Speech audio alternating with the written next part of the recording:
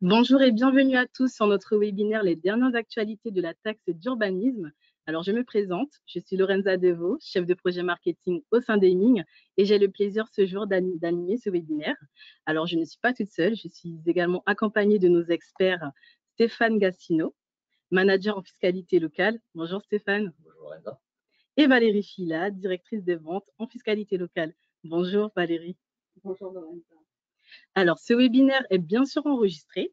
Donc, à la fin de cette session, vous recevrez tous les éléments, donc le lien de rediffusion ainsi que la présentation PDF. N'hésitez pas tout au long de ce webinaire à échanger dans notre chat, mais aussi à poser toutes vos questions dans les questions qui se situent à droite de votre écran. Je vous propose désormais de passer au programme qui rythmera cette fin de matinée. Alors, dans un premier temps, nous verrons ensemble quels sont les enjeux et les évolutions de la réforme liée à la taxe d'urbanisme, quels sont les points de vigilance en matière de calcul et modalités de paiement. Nous verrons dans un second temps comment mieux appréhender les évolutions et anticiper sa taxe. Et pour terminer, nos experts vous proposeront des études de cas clients ainsi que des bonnes pratiques à adopter. Nous finirons bien évidemment par une session de questions-réponses qui durera une dizaine de minutes. Alors, n'hésitez pas à poser toutes vos questions. Je vais maintenant laisser la parole à nos experts et vous souhaite un bon webinaire. C'est à toi, Stéphane, bien Valérie. Alors, Stéphane, selon toi, quels sont les enjeux et les évolutions qui sont liées à cette réforme qui concerne les taxes d'urbanisme? Si tu peux nous en dire quelques mots. Quelques mots, bien sûr. En reprenant par le commencement, c'est-à-dire les modes de calcul de taxation, assez rapidement, puisque ce sont des taxes qui sont maintenant connues. Elles n'ont pas changé de nom, elles n'ont pas changé énormément depuis leur instauration. En premier lieu, donc la taxe qui concerne évidemment tout le monde, qui est la taxe d'aménagement. La taxe d'aménagement qui se calcule de façon assez simple sur les surfaces de construction et sur les aménagements et installations, avec une particularité qui a été introduite en 2022, un changement qui est intervenu en 2022 sur les surfaces de stationnement, où le législateur a entendu différencier les surfaces de stationnement clos et couvertes qui étaient situées dans la verticalité du bâti des autres pour la taxation. Donc la taxe d'aménagement se calcule toujours par la multiplication de ces surfaces, un tarif qui évolue chaque année en fonction de la localisation du projet en Île-de-France ou hors Île-de-France. On voit actuellement en 2023 à 886 € en province et 1004 € en Île-de-France. Des valeurs sur les installations comme les parkings extérieurs, les éoliennes, les piscines, etc. Des valeurs forfaitaires qui n'avaient pas bougé depuis 2012 et qui en 2023 ont subi une hausse assez conséquente en pourcentage pour le coup, puisqu'on est passé par exemple comme valeur minimale pour les stationnements extérieurs de 2000 à 2500 et ils passeront en 2024 à 3000 € par place de parking, multiplié évidemment toujours par le tarif d'évaluation et les taux. Sur ces taux, quelques mots, donc de 1 à 5% pour les communes, jusqu'à 2,5% pour le département et 1% en région Île-de-France, avec cette particularité de pouvoir, pour les communes, adopter des taux majorés jusqu'à 20%, qui renchérissent bien évidemment le coût de construction et qui sont de plus en communément admises parce que les critères de vote de ces délibérations à taux majorés ont été légèrement allégés, permettant aux communes d'y souscrire plus facilement. Ensuite, donc, même base de taxation pour la taxe d'archéologie préventive avec quelques nuances qui concernent par exemple les travaux qui ne touchent absolument pas au sous-sol, qui donc sont exemptés de taxe d'archéologie préventive. Vous remarquez qu'elle s'appelle désormais taxe d'archéologie préventive alors qu'elle s'appelait jusqu'ici redevance d'archéologie préventive, évidemment parce que ça n'a rien d'une redevance, puisque ce n'est pas un service rendu obligatoirement, c'est bien une taxe.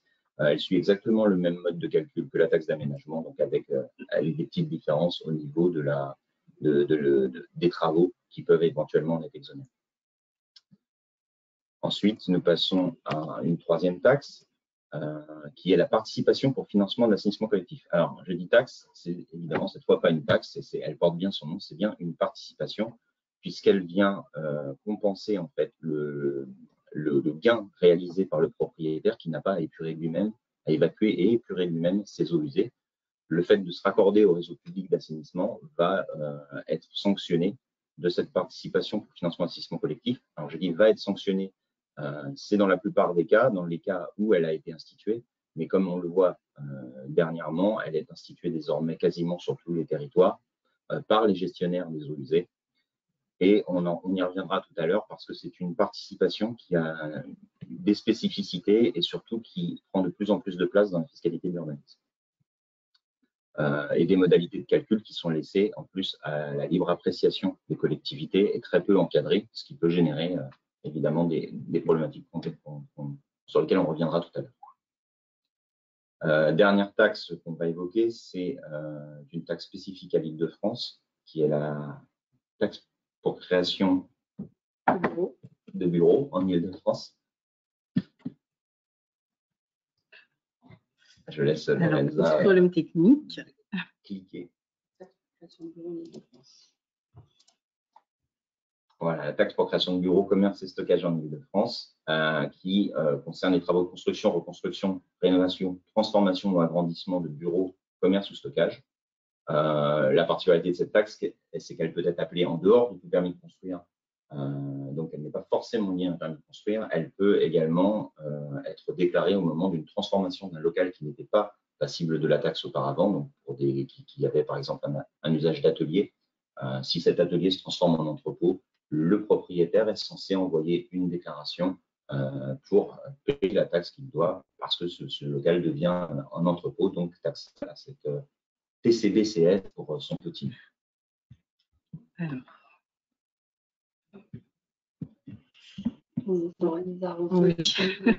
Petit problème technique. Alors, la slide suivante. Voilà, le principe d'imposition, c'est une assiette qui est constituée de la surface couverte par des locaux, justement à usage de bureaux, commerce ou entrepôt, qui doit être spécifiquement déclaré sur un CERPA 14600 qui est transmis soit en marge d'un permis de construire, soit, comme je l'ai dit, en dehors de toute procédure de permis de construire, et donc dont l'administration va se saisir. On va voir dans la réforme que c'est la taxe, entre guillemets, qui reste dans les mains des directions départementales des territoires et qui ne passe pas à Bercy, comme donc aux directions générales des finances publiques, comme la taxe d'aménagement et une partie de la taxe d'archéologie préventive. Donc, pour cette taxe pour création de bureaux, quatre zones qui sont Paris, Île-de-France pour la première, Paris, pardon, Hauts-de-Seine pour la première, la métropole du Grand Paris pour la seconde, l'aire urbaine du Grand Paris pour la troisième, et la quatrième catégorie qui concerne toutes les communes qui ne sont pas comprises dans l'aire urbaine de Paris. Et un plafonnement qui a été instauré par la loi également. Cette taxe ne peut pas excéder 30% de la part du coût de l'opération imputable à l'acquisition et à l'aménagement de la surface de construction. Alors, selon toi, Stéphane, quels sont les points de vigilance finalement en matière de calcul concernant les modalités de paiement? Donc, c'est des points de vigilance qui ont été, entre guillemets, renforcés en plus par la réforme qui a eu lieu. Donc, la réforme a pris corps par la loi de finances pour 2021 et a été mise en place vraiment à partir des permis de construire déposés à compter du 1er septembre 2022. Et quand on dit permis de construire, ce sont des permis de construire initiaux. Les permis de construire modificatifs déposés après le 1er septembre 2022, mais qui modifient un permis qui a été lui-même déposé avant le 1er septembre 2022, ne sont pas concernés et restent dans l'ancien régime, c'est-à-dire un traitement par la direction départementale des territoires. Là, on va parler vraiment des permis initiaux déposés après le 1er septembre 2022, avec des règles de recouvrement de la taxe qui sont différentes et qui peuvent modifier les perspectives en termes de décaissement pour les pétitionnaires. Avant le 1er septembre, les échéances, pour les permis déposés avant le 1er septembre, les échéances étaient 12 mois, 50% de la taxe d'aménagement et 100% de la taxe d'archéologie préventive, et encore 12 mois après, la seconde partie de la taxe d'aménagement. Et en fonction des évolutions du projet avec des permis modificatifs, les taxes étaient amenées à évoluer de manière régulière jusqu'à l'achèvement des travaux. Depuis, pour les permis déposés après le 1er septembre 2022, les règles changent. Il y a deux catégories de projets. Les projets qui concernent une surface inférieure à 5 mm² de surface de construction. Pour ces permis, la règle est que la déclaration se fait tout en fin, la déclaration des éléments nécessaires au calcul des impositions se fait tout à la fin du chantier et vont donner lieu à 50% de la taxe dans un délai assez court après l'achèvement des travaux, une fois que la déclaration, bien sûr, a été transmise, et 6 mois après, les 50% restants. La taxe d'archéologie préventive, elle, n'est pas concernée par ces délais, puisqu'elle est versée de toute façon maintenant à l'achèvement des travaux. Là où ça change vraiment quelque chose, alors là, c'est plutôt une bonne nouvelle pour les pétitionnaires, évidemment, qui n'ont pas à décaisser tout au long de l'opération. Donc, si l'opération prend un petit peu de temps, ça évite les avances sur les trésoreries. En revanche, pour les permis qui sont supérieurs à 5 mm², qui sont des permis qui supportent évidemment la plupart des taxes, en tout cas les plus grosses, le timing est légèrement différent et il est plutôt raccourci pour les constructeurs, puisque 50% de la taxe d'aménagement est prélevée par un acompte qui est 9 mois après l'obtention du permis de construire. 9 mois plus tard, donc 18 mois après cette obtention, vous avez un second acompte qui, lui, n'est pas de 50%, mais que de 35%. Le solde étant calculé en fin d'opération, en prenant en compte toutes les modifications qui ont été apportées au projet, ce qui veut dire qu'éventuellement, sur un projet qui aurait baissé de manière assez conséquente en termes de volume, il peut y avoir un remboursement qui est fait à ce moment-là. Et ce solde se calcule sur l'intégralité des permis modificatifs qui ont été obtenus dans l'intervalle. Les délais de contestation avancent le 31 décembre de la seconde année suivant la première échéance. Pour les permis déposés après le 1er septembre 2022, le délai de contestation est le 31 décembre de l'année suivant le règlement du solde. Voilà, pour les plus importantes, on a donné quelques autres éléments de la réforme, mais en tout cas, ce sont les principaux changements qui vont intéresser nos auditeurs. Une thématique sensible sur laquelle, fort de ton expérience, tu pourrais partager l'attention. Je vais essayer d'intéresser et d'éclairer. Donc oui, la taxe pour création de bureaux, qui n'a pas donc fait l'objet d'une réforme, mais qui néanmoins subit quand même des questionnements intenses, ne serait-ce que par le niveau qu'elle peut atteindre, puisqu'on est parfois sur des tarifs jusqu'à plus de 400 € le mètre carré pour des bureaux dans la zone 1. Donc, on rappelle, la nouvelle définition de taxe pour création de bureaux, commerce et stockage est calquée sur celle de la taxe annuelle sur les bureaux. Mais contrairement à cette taxe annuelle sur les bureaux, il n'y a pas encore de bulletin officiel des impôts pour en préciser les contours et être très pédagogique sur les locaux qui rentrent dans chacune des catégories. Les catégories restent assez vagues. C'est ainsi que de plus en plus de locaux se voient qualifiés de bureaux, alors même qu'ils ne sont pas réellement des bureaux, ou de locaux commerciaux, alors même qu'ils ne sont pas des commerces à proprement parler. Les bureaux, j'ai souhaité en copier la définition parce que c'est assez parlant. Les locaux à usage de bureaux s'entendent d'une part des bureaux proprement dits de leur dépendance immédiate et indispensable, destinés à l'exercice d'une activité de quelque nature que ce soit, et d'autre part des locaux professionnels destinés à l'exercice d'activités libérales ou utilisés par des associations ou organismes privés poursuivant un but ou non lucratif. La problématique, c'est évidemment le de quelque nature que ce soit, qui est interprété de manière assez large par l'administration, qui fait rentrer sous le champ de la taxe beaucoup de locaux et parfois à la surprise des pétitionnaires. Donc la taxe finit par peser sur des locaux destinés à l'exercice d'une activité de quelque nature que ce soit, évidemment à l'exception des logements qui sont clairement exclus, des commerces qui ont leur catégorie spécifique, des locaux industriels qui sont par définition exclus et des entrepôts qui ont leur catégorie spécifique également. On prend un exemple assez frappant qui a fait l'objet en plus d'une jurisprudence du Conseil d'État récemment. Si on prend l'exemple d'une crèche, par exemple, si un pétitionnaire décide d'installer, un promoteur décide d'installer une crèche dans son ensemble immobilier, il va très rapidement devoir se prononcer sur l'exploitant de cette crèche. si cette crèche est exploitée par une association loi 1901 qui est reconnue d'utilité publique, pas de débat, la crèche est exonérée. En revanche, si ce n'est pas le cas, là, il faut rentrer dans le détail. Si la crèche donc, est amenée, en l'occurrence, à accueillir du public, mais qu'elle n'a pas de but lucratif, donc qu'elle est exploitée par une association loi de 1901, mais sans but d'intérêt général, à ce moment-là, assez curieusement, elle est taxée au titre des bureaux, puisque n'exerçant pas une activité à but lucratif, elle ne peut pas être qualifiée de commerce. Donc, ce qui nous permet d'arriver à une situation assez contradictoire où une crèche, en fait, peut être exonérée, taxée comme commerce ou taxée comme bureau en fonction de l'exploitant qu'elle va avoir. Et évidemment, l'écart est significatif puisqu'en zone 1, si l'immeuble se fait par exemple à côté de chez nous à Levallois, eh bien c'est 444 € le mètre carré en 2023 pour des bureaux, donc des crèches exploitées par des associations de la 1901, alors que ce ne serait que de 144 € par mètre carré si c'est exploité par une société privée.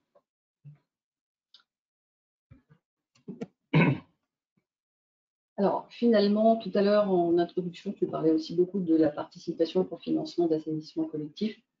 Quoi, selon toi, c'est vraiment un sujet qu'il faut surveiller, je dirais presque comme le lait sur le feu? Comme le lait sur le feu, complètement. D'une part, parce que c'est une charge qui est de plus en plus lourde, comme on l'a vu. C'est une participation qui n'existait pas partout. Désormais, on la rencontre vraiment très, très fréquemment. Et que son mode de calcul est laissé au libre choix des collectivités qui n'ont pas de mode de calcul imposé par la loi. Donc, elle peut être basée sur des éléments qui sont un petit peu différents d'une collectivité à une autre.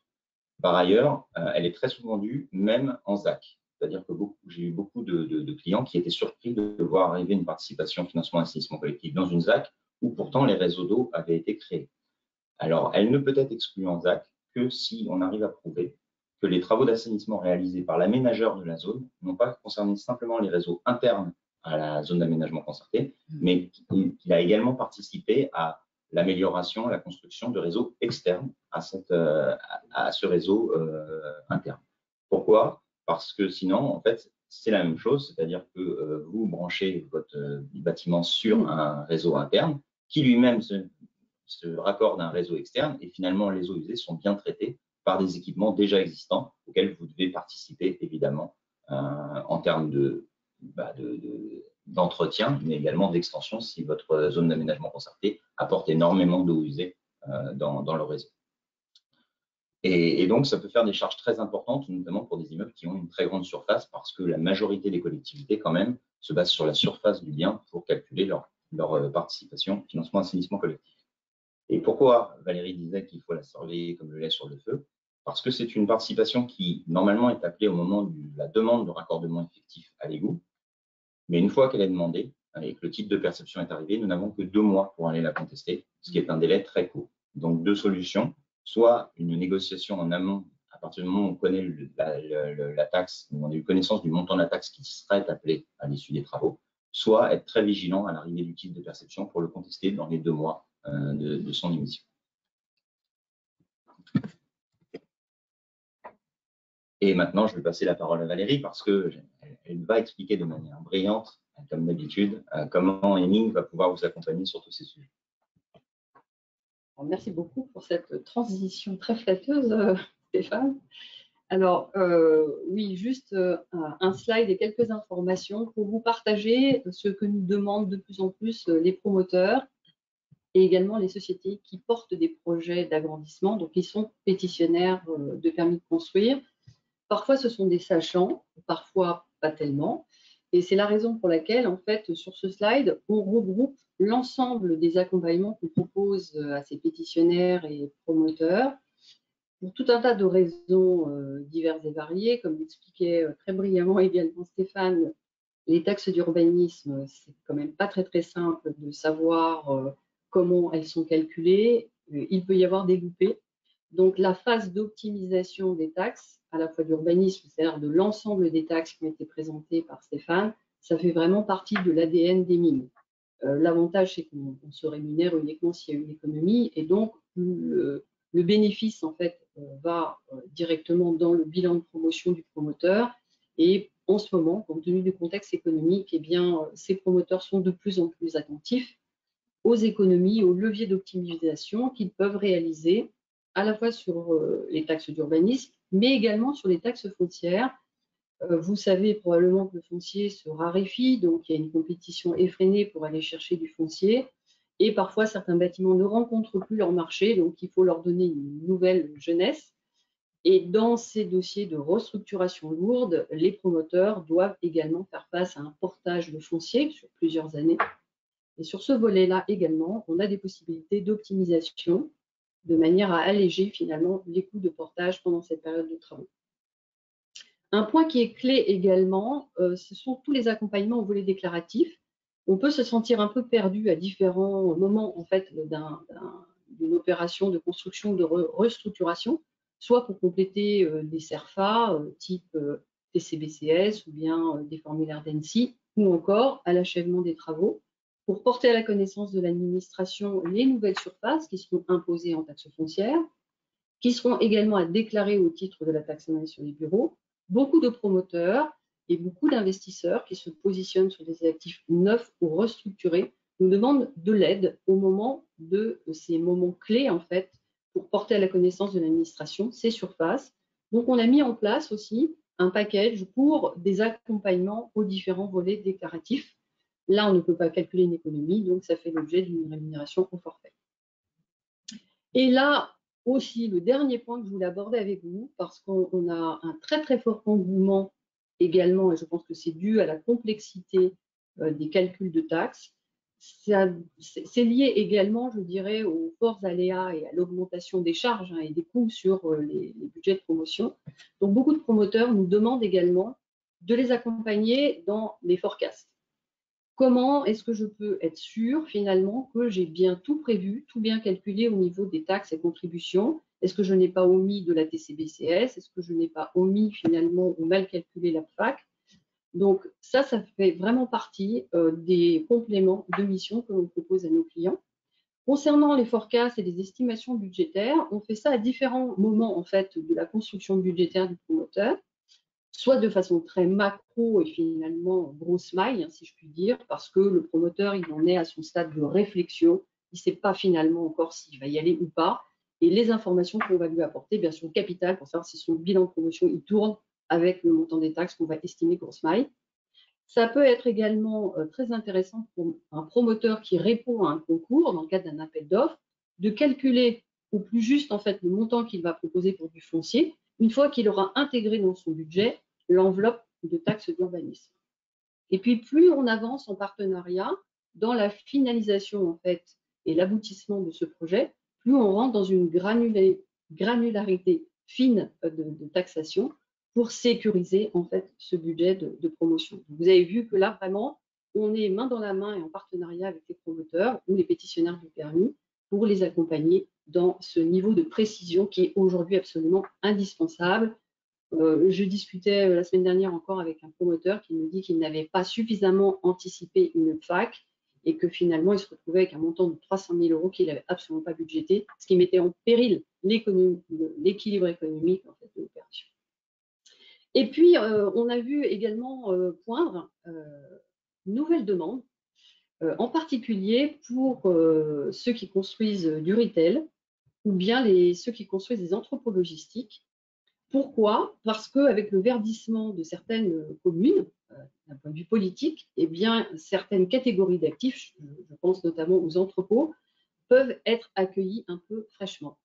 Et donc, ce que l'on réalise pour le compte de ces promoteurs, c'est une budgétisation, cette fois-ci, de toutes les recettes fiscales qui vont tomber dans les caisses en fait, des communes ou des communautés d'agglomération, des mairies, et ça permet de montrer finalement l'implantation d'un centre commercial ou bien d'un entrepôt logistique sous un autre angle que celui peut-être un peu rapide de dire bon, on ne veut plus d'entrepôt parce que ça pollue, parce que ça ne crée pas suffisamment d'emplois, etc.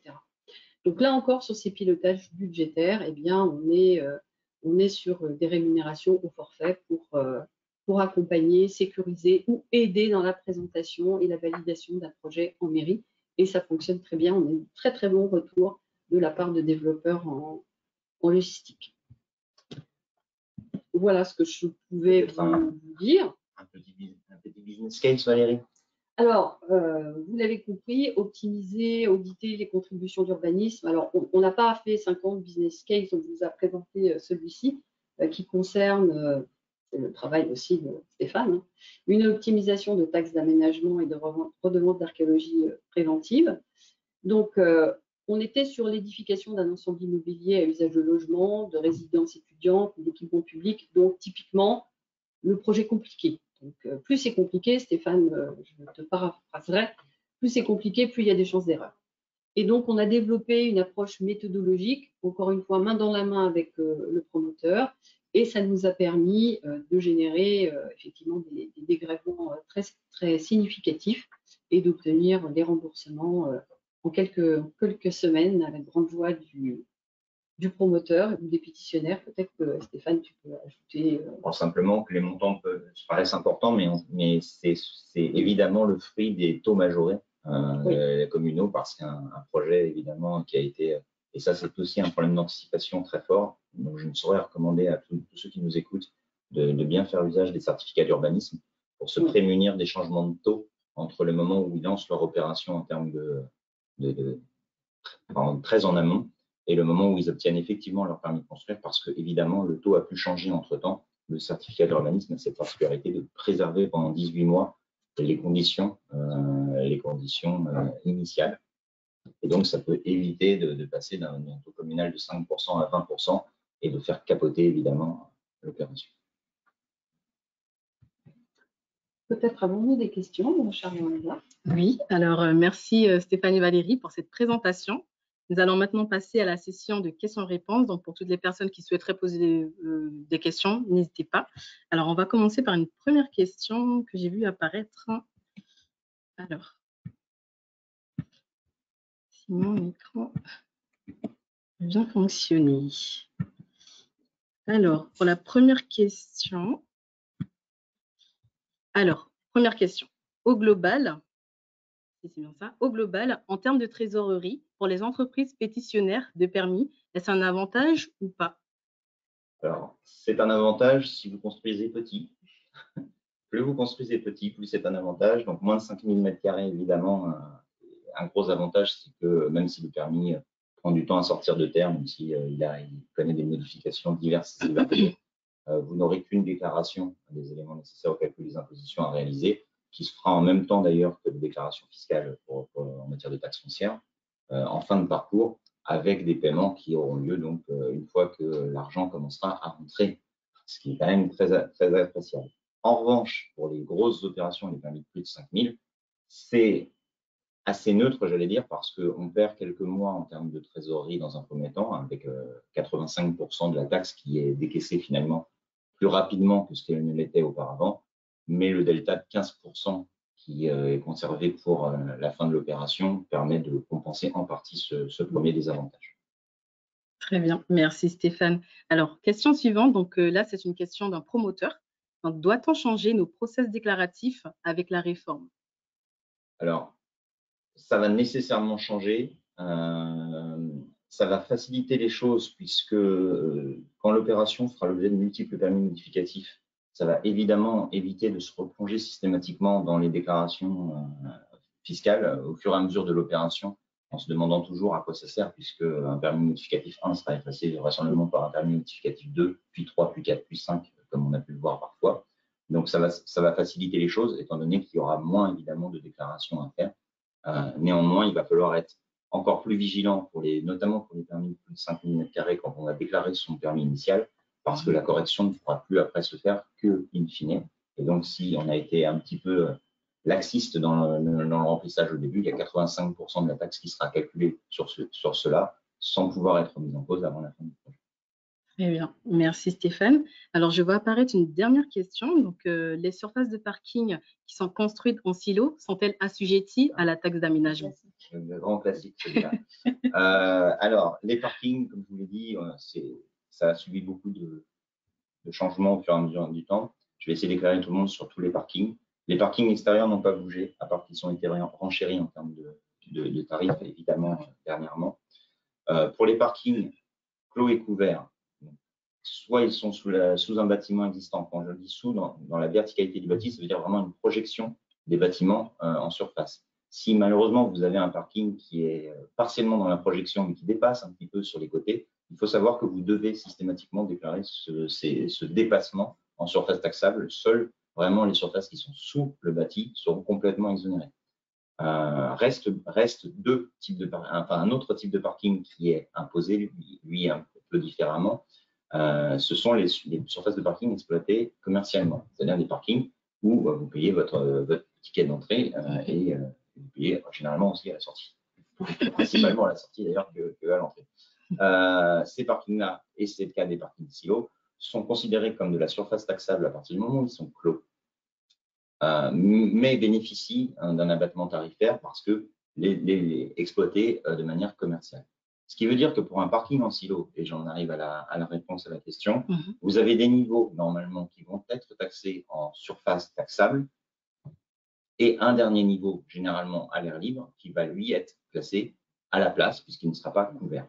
Donc dans un parking silo, il y a deux calculs à faire. L'un qui concerne les surfaces couvertes, l'autre qui va concerner le dernier niveau généralement. D'accord. Merci pour ces éléments, Valérie et Stéphane. Donc, nous n'avons plus de questions. Nous tenons à vous remercier pour votre participation à ce webinaire et nous vous invitons également à découvrir l'ensemble de notre expertise sur notre site internet qui s'affiche à l'écran, donc www.aiming.com. Nous vous souhaitons une excellente journée et nous vous disons à bientôt. Merci. Au revoir. Merci Valérie, merci Lorenza. Merci Lorenza. Merci Stéphane.